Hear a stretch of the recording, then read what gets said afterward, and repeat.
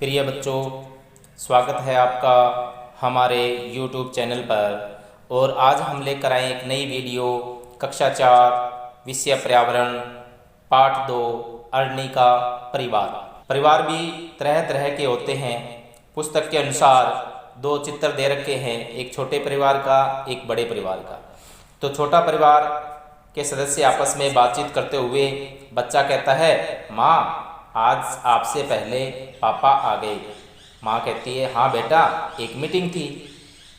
पिता कहते हैं, थक गई होगी, बैठो मैं चाय बनाता हूँ। इसी प्रकार बड़ा परिवार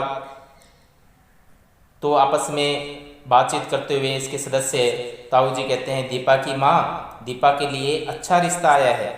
दीपा से पूछना, यदि आगे पढ़ना चाहती है तो उन्हें ना कह दें। वैसे तो 21 वर्ष की हो गई है, शादी के लायक है। चर्चा कीजिए और बताइए। ऊपर के चित्रों को देखिए और निम्नलिखित बिंदुओं के आधार पर इन दोनों परिवारों के बारे में चर्चा कीजिए। परिवार में सदस्यों की संख्या। तो छोटा परिवार है, इसमें सदस्यों की संख्या 4 है, और जो बड़ा परिवार है उसमें सदस्यों की संख्या 13 है। महिलाओं के कार्य, तो महिलाओं के कार्य बर्तन मांजना, खाना बनाना, साफ सफाई करना, कपड़े धोना आदि। घर के कार्यों में पुरुषों का योगदान बच्चों को पढ़ाना और खेल खिलाना, इस प्रकार के कार्य पुरुष घर के कार्यों में सहयोग करते हैं। पढ़ाई के महत्व के प्रति जागरूकता और परिवार में निर्णय लेने में भागीदारी। तो परिवार में निर्णय लेने की जो भागीदारी होती है, ज़्यादातर जो मुखिया होता है परिवार में, जो बड़ा सदस्य होता है, उसकी होती है। तो आगे अपने पाठ का अध्ययन करते हैं। पहले चित्र में आपने देखा कि परिवार में माता पिता व बच्चे हैं, तो यह एकल परिवार है। दूसरा चित्र संयुक्त परिवार का है, जिसमें दादा दादी, माता पिता, ताऊ ताई, काका व उनका परिवार सभी एक साथ रह रहे हैं। कभी कभी किसी परिवार में एक या दो सदस्य ही होते हैं। अब इससे संबंधित कुछ प्रश्न हैं।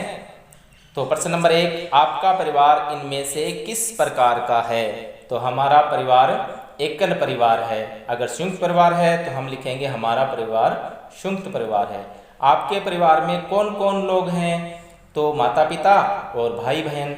अगर संयुक्त परिवार है तो दादा दादी, माता पिता, ताऊ ताई, काका और उनका परिवार आ जाएगा।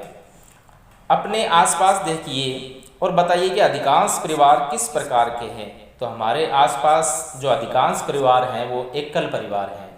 आप किस प्रकार के परिवार में रहना पसंद करोगे?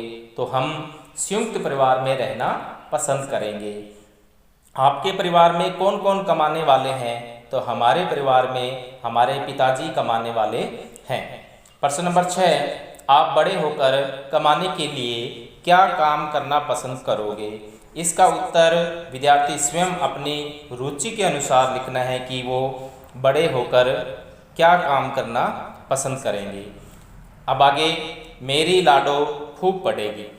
पोलियो के कारण अरनी को चलने में परेशानी होती थी, लेकिन वह चित्रकारी बहुत सुंदर करती थी। उसकी उमा दीदी ने उसे बहुत प्रोत्साहित किया।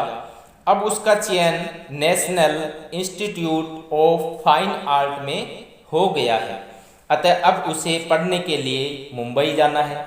आज तक उनके परिवार में कोई लड़की बाहर पढ़ने नहीं गई है, अतः दादाजी ने सुनते ही मना कर दिया कि लड़की है, चलने में परेशानी है, बाहर जाएगी तो कहाँ रहेगी, बहुत समस्याएं आएंगी, यह अकेली समस्याओं से कैसे निपटेगी। लेकिन अरनी के पिताजी चाहते हैं कि मेरी लाडो खूब पढ़े। उमा दीदी ने अरनी के दादाजी को समझाया कि वहाँ एक हॉस्टल है जिसमें सब लड़कियां ही रहती है और सुरक्षित है। उन्होंने डॉक्टर आंटी से भी उनकी बात करवाई, वह भी बाहर पढ़कर आई थी। आखिर अरनी के दादाजी मान गए और सभी अरनी के मुंबई जाने की तैयारी करने लगे। अरनी खुश हो गई। उसने दादाजी, पिताजी और उमा दीदी का आशीर्वाद लिया। अब इससे संबंधित कुछ प्रश्न हैं। प्रश्न नंबर 1, अरनी यदि लड़का होती तो क्या दादाजी बाहर जाने से मना करते? तो इसका उत्तर लिखेंगे नहीं। प्रश्न नंबर 2, अरनी को बाहर पढ़ने नहीं भेजने के पीछे की चिंता उचित थी या नहीं? इसका उत्तर लिखेंगे उचित थी। प्रश्न नंबर 3, अरनी क्या चाह रही थी? क्या उसे उसकी रुचि और इच्छा के बारे में पूछा जाना चाहिए था? इसका उत्तर लिखेंगे अरनी पढ़ने के लिए मुंबई जाना चाह रही थी। हाँ, उसे उसकी रुचि और इच्छा के बारे में पूछा जाना चाहिए था। प्रश्न नंबर 4, आप किन किन अवसरों पर अपने से बड़ों का आशीर्वाद लेते हैं?